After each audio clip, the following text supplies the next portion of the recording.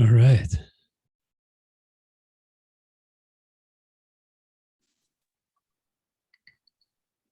Hello. Hey, where's your volume? Sabrina's middle name is Camille. Where's your volume? Just the same as your computer, babe. I don't see it. It's not up here. Well, how could you touch it up there? Usually mine is right up here. I have a volume.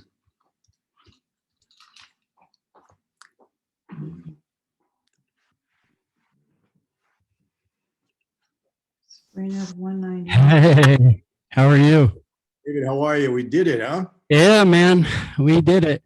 We did it. I'm excited. This is awesome. This is huge for me. So, and to meet you and to hear about how everything with your life, how you turned it around and found God and found that light of life, which is really important. Well, and I feel the same for you, bro. That, you've overcome a lot more than I have. Well, I mean, it's all relative though, isn't it? I would say so, yeah. I mean, yours were more personal and physical, and to get past what you've gotten past and lead, a fairly normal life, I would say, uh, is amazing. You just didn't give in, you didn't give up, and God found a way. Yeah, I definitely believe that. And so for me, I'm just gonna do something really fast. Sure. All right, so this is the Overcoming Challenges of Life podcast. My guest today is Michael Franzese. He is a former American New York mobster and caporegime. Did I say that right? You did. That's correct. Of the Colombo crime family and son of former underboss John Sonny Franzese. And he also speaks about challenges and stuff like that he has dealt with and how he has found God and positive stuff in his life. And there are things past that lifestyle. So what is something that, like, when you look back at your life and that portion of it when you first got into it and you saw your family and you saw like your dad and other people around you, was there any like true feelings of joy through that experience and not just darkness? Well, yeah, I mean, you have to understand, I loved my dad very much growing up. I idolized him in a way. He was a great father in my younger days. And, to be part of something that he was part of was very important to me, and it meant a lot to me. So I had a very idealistic view of the life when I first got in it, because again, I'm part of something my dad was part of. We have an additional bond, a blood oath that we both took. So we bound by blood in that way also, and it was very special to me. So, and I did this, I got involved in life strictly because of my dad. I mean, I wanted to help him get out of a pretty severe prison sentence. And I thought by being part of that life, I would be able to benefit him in that way. So it was really all about my dad. So yeah, early on in that life, I had a very idealistic view, and there was more of a bright side than a dark side. Because a lot of the movies, they got to sell movies, right? They got to have that the intensity in some of the scenes and stuff like that. So they never sometimes show that good side of it. Would you agree? They don't always show. I mean, I don't know if there's a good side to that, but do you think that they don't show the the happy moments because it's a movie, right? So yeah, I mean, in some ways they do. I mean, if you look at Goodfellas, they had some. I think what they try to show at times is the the camaraderie that the guys have, the respect, the loyalty that's supposed to be there. They try to show it, but remember, it's an hour and a half, a 2-hour movie, and they want drama and they want conflict. You Yeah. see it all the time. But, there were many times, many days that I had, a lot of fun with my crew, with, with the families that we had together. I had a lot of good times. I think in many ways, initially at least, the good times were better than the bad times. But then the bad times, when you're doing the wrong thing and you're in an illegal lifestyle, the bad times always catch up, and they eventually overcome whatever good was there. Wow. I also heard this, and this fascinates me because I had a Medtronic Synchromed 2 pump put in that changed my life tremendously. Like the medical field, man, this wasn't there when I was a child. This stuff wasn't there when I was young. This was like upcoming stuff. This was like in the works. And so I heard on a podcast that you did not too long ago with Mike Tyson, and I didn't know this about you, and I was fascinated, is that you were actually going to become a doctor. Is that right? Well, yeah, I was a pre-med student, Hofstra University in New York, and I was planning to be a doctor. I wanted to go into pediatrics because I always cared a lot about children. And my life took a change when my dad went off to prison. But yeah, I mean, I had an interest in medicine, and my dad and mom, they were hopeful that I would become a doctor. That's what they wanted initially. And but I agree with you, David.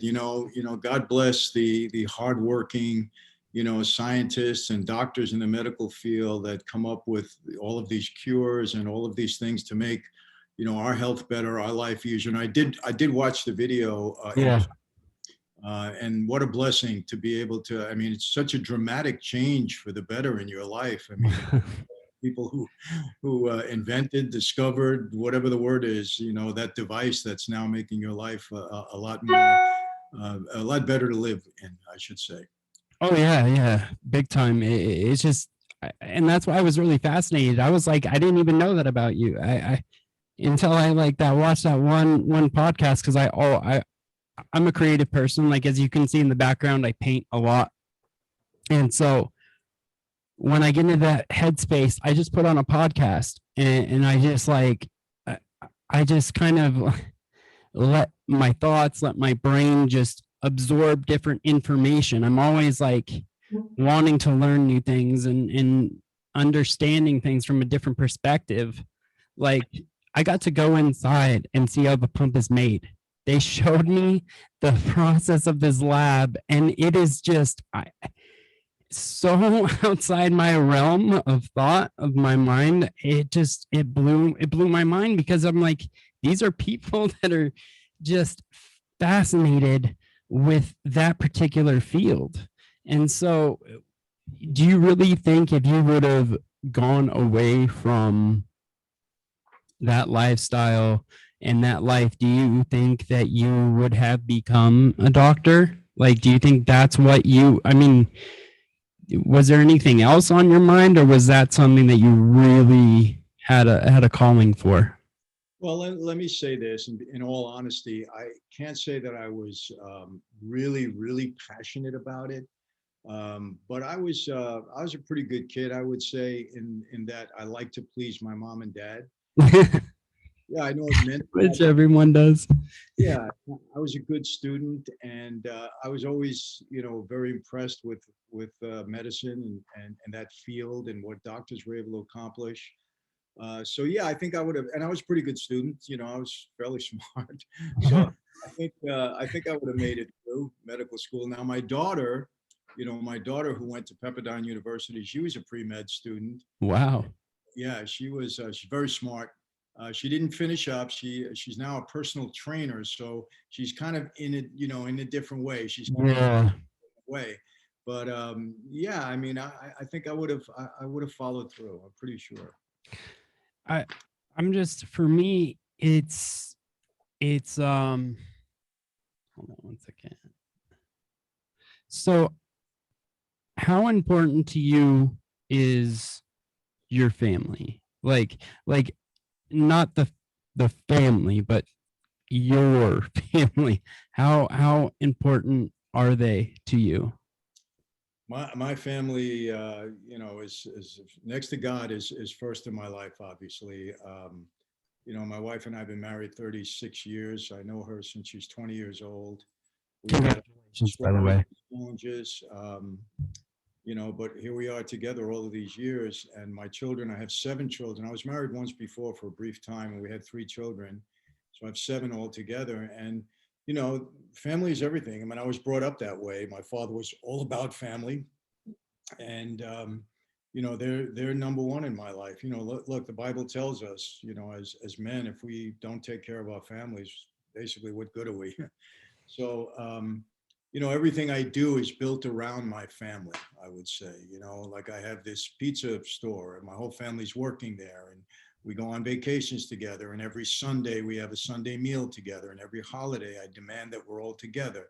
So, and that's tradition. It's kind of Italian tradition. My wife is Mexican. They're very family oriented. Yeah, very.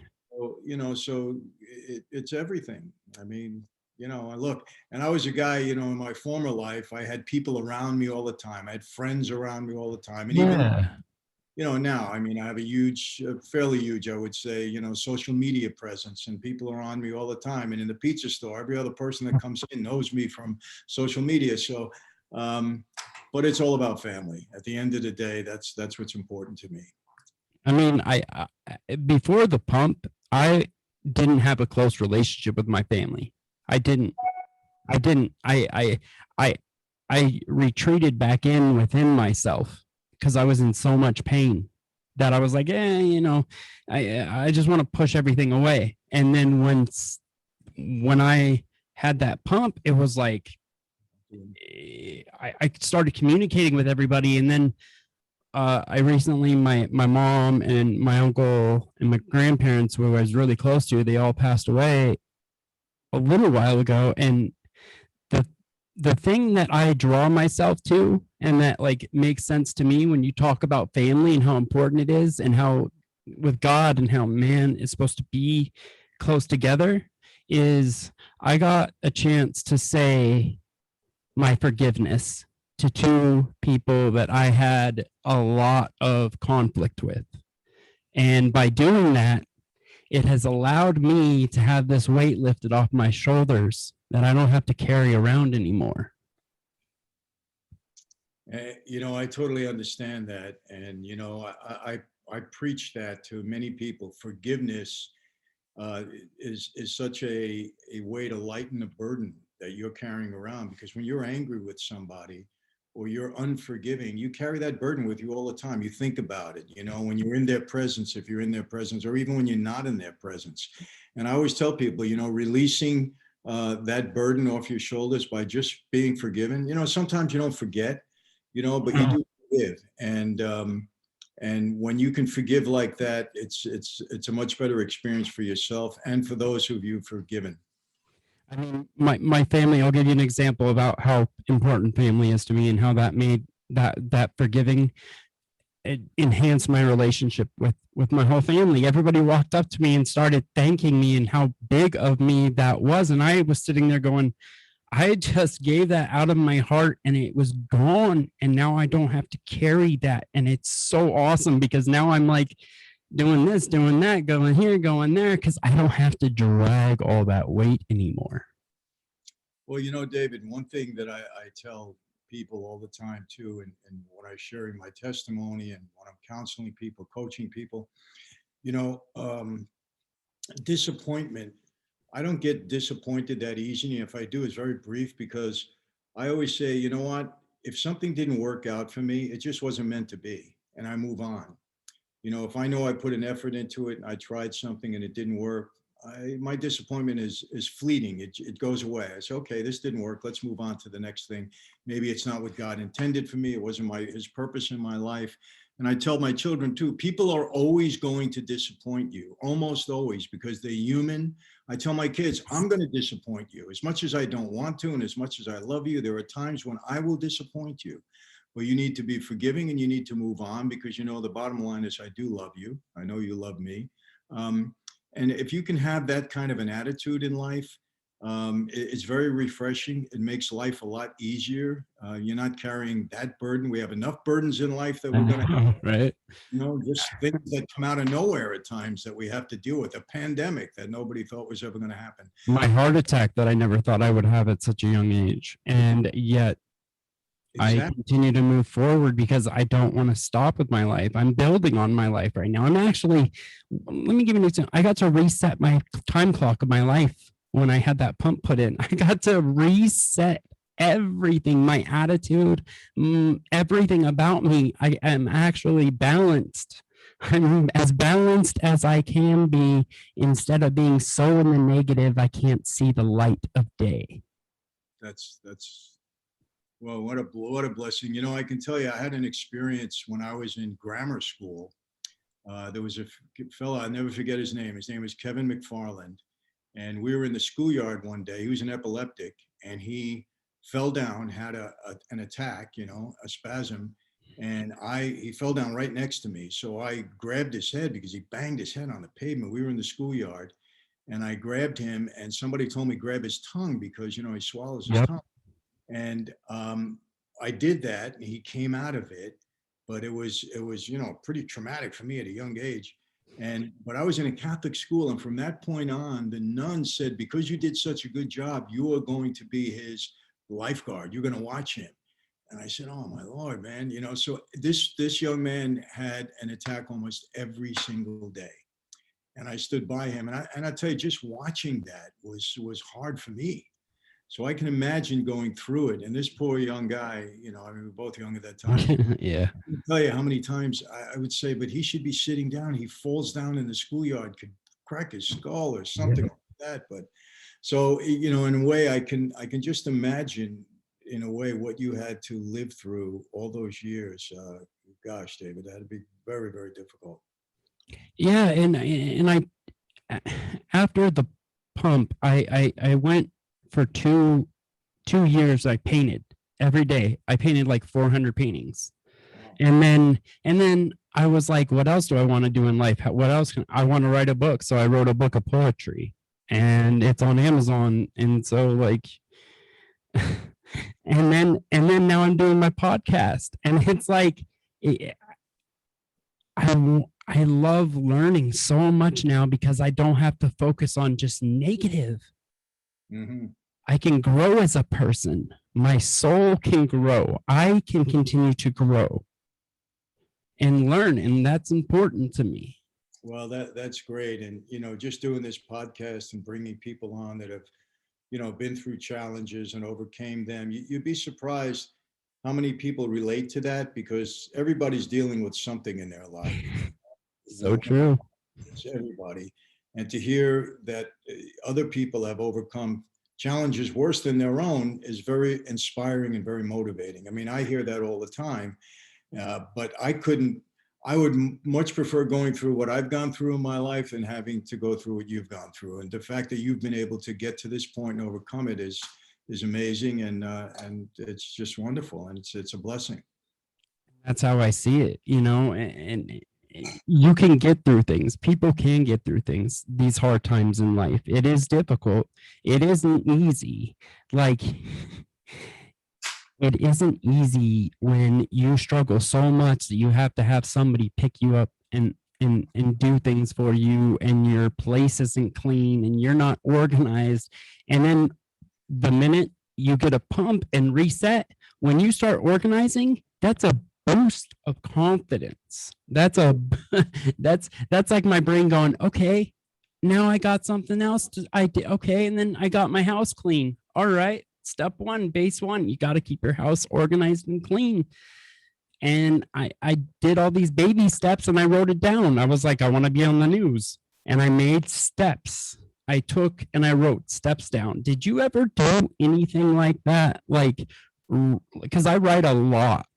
And it's just something I've always done. Have you ever done something like that where you've sat down and did like a main goal and then broke it down into like other goals? And then that goal actually to get to this level, you have to do all these things correctly. And then you can, navigate your way.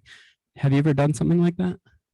Not really. I mean, I'm a very much of an action guy. I just do Mhm. things, I mean, Yeah. I get something in my head and I just go for it and I get it done, or I try to get it done as best I can. But, I do understand where you're coming from. And, I tell people in business all the time, if you're going to go Mhm. to business, you're just starting off, make sure you have a plan, a Yep. written plan that you can look at, that others can look at, that is a guide for you to get through. It's well thought out. It's something that's kind of your Bible, in business. So I tell people that all the time. But I'm more of a, okay, I'm going to get this done. And I've been around a long time now, David. I kind of know the steps that I have to follow in order to get something accomplished. Yeah, I I feel that. I feel that. So the biggest thing with me is uh, understanding that you can go from that dark area and slowly approach your way out of it. And yes, there's not going to be all good days because there's not, like, that's not how life works. Um, but I think it's important to pay attention to the small moments that really make the difference. Like, as a kid, I didn't have a lot of money. I couldn't have the clothes brands I want. Well, guess what? As an adult, I go to the thrift store and for $1 or $3, I buy a Calvin Klein shirt that somebody spent $70 on, and I can look nice because that's what I want. I've always been resourceful that way. Do you think that's a good uh, attribute to have as a person, is being resourceful at any level of life you're in? Absolutely. I mean, it would be a sucker that pays $70 like me, and smart enough to go and pay $3. I mean, no, I mean, look, you got to find different ways to get things done in life. We always have obstacles and roadblocks. You got to know how to get around them. I tell people all the time, listen, God never promised us heaven on earth. He promised us heaven in heaven, but he always promised that he would have our backs for those that who believe in him and trust him and abide by him. But we're always going to have obstacles that we have to overcome, and you got to be resourceful. You can't just sit on your back and say I can't do this and just give up. you know Sometimes for health reasons, obviously you just can't move forward. We understand that, but in every other situation, when you're able to pick yourself up, move forward, you just have to. And I'll tell you another thing that I tell people. When I was a kid, I remember one time my mother, she was very strict with me, extremely strict. And she had, I don't know, yelled at me for something. Maybe she even, back then you didn't go to jail if you were a parent for, giving your kid a spanking. But Yep. my uncle Joe was a merchant marine. He was a hard drinking, just really a rough guy. He spent, I don't know, 30 years at sea. Whoa. I came in and he looked at me and I probably had a tear in my eye and he said, "What's wrong with you?" And I said, "Mom did this and that and that." He said, "I want to tell you something." He said, "You got a dictionary?" I said, "Yeah, Uncle Joe." Why? He said, "Go get the dictionary." So I go up and get the dictionary. He opens it up to the word sympathy. And he said to me, "I want you to look at this word, find out what it means, and don't ever look for it again, ever in your life." Oh my goodness. And You just struck a topic, man. I never forgot that. I never forgot it, because when you look for sympathy, you're not getting the job done. You're not accomplishing anything. Even the people that sympathize with you, they're not helping you. Maybe they're just, making you feel good for the moment, but you're not getting stuff done. So I never forgot that, and I think in your case, you were a guy that was going to find a way to get things done in your life and to improve your situation. That's what you did, and of course you had help, but you kept looking, and that's important. Yeah, and I had to get a lot of my mind in the right spot too. I had intense counseling after my pump. I had like two counselors come over to my house and take me out and take me fishing and take me different places to get my, and to, because I have anxiety. And so as a person that has anxiety, when I'm in the situation, I'm okay. But the before point, I am anxious like there's no tomorrow. So I think you just, if you want to conquer something, you have to have the power, the willpower to do it. Nobody can do that for you. And it is tough. Anxiety and all these different things are tough. But I think if you do small steps that leads to bigger steps that you can conquer things with. And I think a lot of people deal with a lot of anxiety. I think. Well, yeah, I mean, anxiety, look, I have a daughter that has anxiety, you know. I don't understand it that much, you know. But she's young. Yeah, I have actually two daughters that are just anxiety all the time. Every little thing, you know, gets them going. And you know, I don't understand that as much, but I see it in them, and I feel for it because it's something that, you know, they do try to control, but it just overtakes them at times. Well, it's that feeling of like, I'll give you an example. For me, when I had a panic and anxiety attack, I want to just, like, if I'm in public, and we were at a raceway when I had my counselor, and we went to this racetrack, and I'm sitting there, and all of a sudden I get hit by this like this. I want to scream. Like I just, that anxiety comes, and I'm like, and so my counselor has taught me to just, like, okay, what's in front of you? All right, there's some cars, there's a racetrack. Okay, cool. What's even more around? Oh, okay, there's that. And then so the distraction of like getting my mind in a different direction helps, but that's kind of that feeling for me. When I get that anxiety, it's that like that I am just freaking out inside. And it's a weird feeling. Well, I know it's a real, you know, dilemma, I would say. It's a real condition or whatever you may want to call it, because I've seen it in my own family. I've seen it in others too, but it's something that I've never really experienced. Although I don't know, you know, maybe when your heart starts beating a little faster for something, but I've never had an extreme anxiety attack or anything like that. But again, I've seen it. I've seen it. So I do understand it. It's something you have to try to control or overcome if you can. And that's the biggest thing. I also put in my book that, you know, there's issues with suicide, and there are those issues. So in the very last page of my book, I put the suicide prevention hotline number, and I wrote a story about how I was there and I was in a dark place and I never reached out, and I wish I would have, because it wouldn't have made the pain so bad. And I wouldn't have had those dark thoughts. And, you know, when you deal with a lot of stuff like I did, you know, it gets overwhelming. But I realized the biggest people I would hurt is my family. The biggest people I would hurt is them, and they would be, that would crush everybody. And so for me, it was like, I don't want to do that to all these people I know that would be like, just, you know, just what just happened. So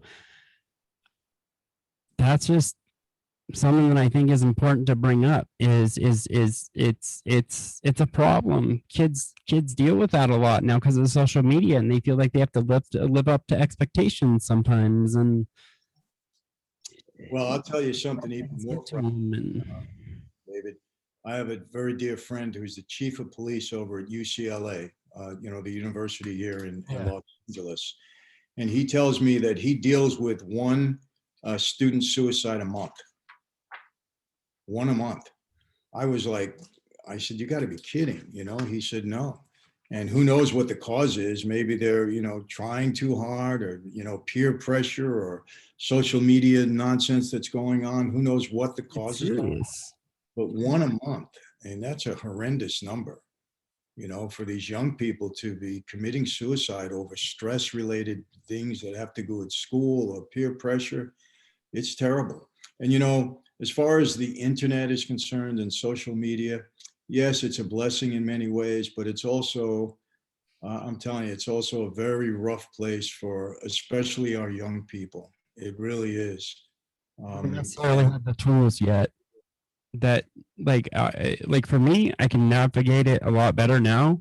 But if it was like this when I was a kid, the bullying I had a bully in high school that bullied me, but it ended. And then once the school bell rung, if he bullied me, it ended. It didn't continue, and now it continues. And they get nastier when they're not in front of that person. They get nastier. So it's a difficult thing to navigate, and I don't know how we necessarily totally get rid of the issue. I think we just need to talk to younger people, and I think we need to explain to them that life is not all like online. So No, it's all about education, because remember, now people can bully you without facing you. You don't know who they are. You can't really retaliate. If you try to retaliate online, it's just a war of words. It gets nastier. Is really, it became a forum. The internet became a forum for people that are angry, that are disillusioned, that have things on their mind, that are bitter, just to take it out on anybody and everyone they want to.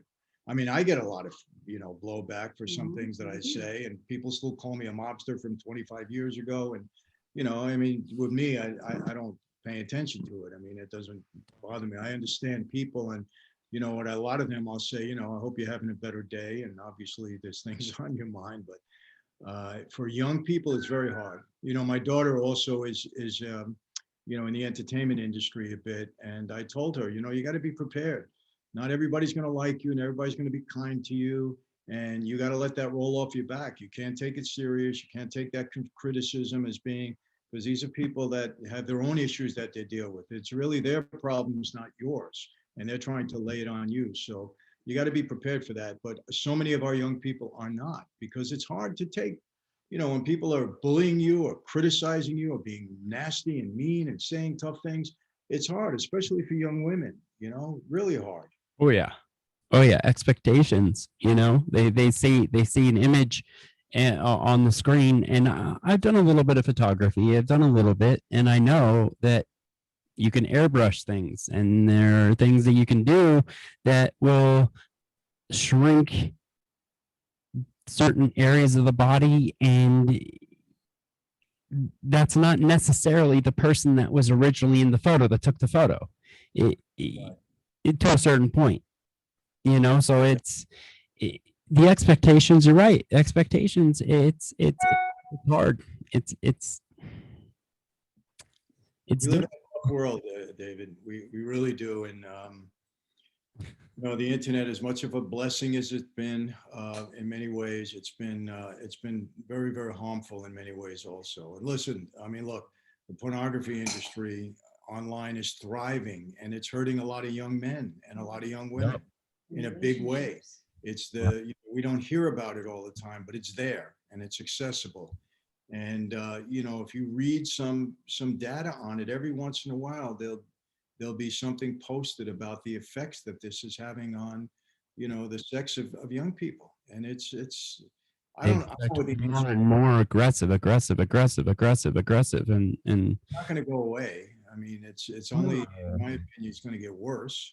And the more liberal and progressive we get, the more we allow these things to go on, or we promote them, the worse it's going to be. But it's the world we live in. It's crazy. And it's overwhelming too, because like you would want to help a lot of people, but then it's like you can only do so much. So if you're not in a good place, and if you're in a bad negative place, you can't always help people. I always wanted to help people. I always wanted to put my message out there. I always wanted to talk like this and put things out there, but I wasn't ready for it. Do you think that some people have to go through a lot of trials of life to get to a point where they then see the bright side of it? Do you think that they have to go through a lot of that to actually appreciate life fully for what it is? I don't think everybody has to go through that, but I think that a lot of people do. I mean, look, I always appreciated life, but I appreciated it more when it got taken away from me, when my freedom was taken away from me. Um, and various struggles and challenges that I personally went through, I have a greater appreciation for life as it is. As I get older, I'm turning 70 this year. I have a greater appreciation for life, because your time is getting short. Um, so it's not a bad thing to go through trials and challenges if you come out of it the right way. And that's the key. And that's where God means so much to me, because it's all about your outlook. It's how you deal with it. It's not so much what you're going through, but it's how you deal with what you're going through and what kind of impact it has on you in the end. And if you can turn every negative into a positive in some way and be a light to the world, well, then you're accomplishing a lot. And I think that's what all of us should strive to be able to do. Well, I'll give you an example. My dad, I love him so much. He's everything to me. He adopted me when I was really young and married my mom, and he's my dad. I call him my dad. I don't ever call him my stepdad. So my dad, when we lived in Nevada, he had a struggle. He struggled with gambling and alcohol and stuff like that, and then moved to California, and he's an electrician, and he owns his own house, has a successful business, turned his life around, goes to church, and realizes the good things in life. And seeing my dad turn his life around, like that made me like appreciate like how strong of a person he is, because that was a major issue in his life. Well, I tell you, I applaud you, Dad, because I know I've seen people get destroyed over gambling and alcohol, and weren't able to come back from it. So I know it's be very, very difficult to overcome that addiction, that habit, that challenge. So the fact that your father was able to do that, look at how it motivated you. I'm sure others the same way. So he is to be applauded for that, because it's not easy. These things are not easy. Mm-mm. No, and to I mean the hold that it had on him, it was intense. It was intense, and gambling can be a real. I live in Carson City, so it's like there's gambling, and then there's Reno, and then there's Vegas. I mean, it's gamble, gamble, gamble. Like, and they don't just give money out, by the way. They don't. That's not how that works. But the biggest thing, what's something that if you could look back on your life, what is a lesson that you learned that you would tell yourself, your 20-year-old self, like if you could go back and just and have a conversation with him and give him, you could only give him one piece of information, what would it be?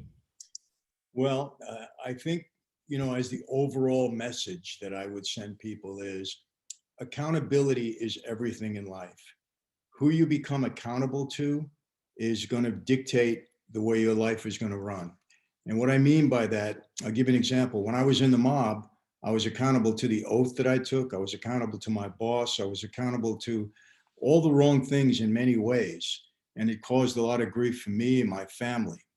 When my life has turned around through God's work and effort, I became accountable to God. I became accountable to my wife, to my children. I wanted to make sure that I did the right thing, so I didn't disappoint them, so I didn't, have them go through more struggles and challenges. So what I tell young people and what I would tell everybody out there listening, it's important who you are accountable to in life, because that is going to dictate the way your path in life is going to go. So become accountable to the right things. Become accountable to a God who gave us a commandment: love God and love your neighbor. Be accountable to your family, that you don't want to put them in grief. Be accountable to good people around you that care about you and that want to see you do the right thing. If you can do that in your life, you're going to be okay.